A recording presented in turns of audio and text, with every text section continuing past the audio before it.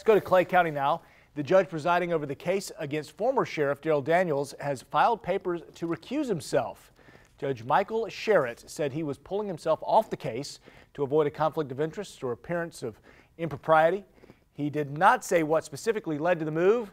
Daniels has pleaded not guilty to charges including making false reports and destroying evidence. He was suspended by Governor Ron DeSantis, then lost his job in a primary election in August.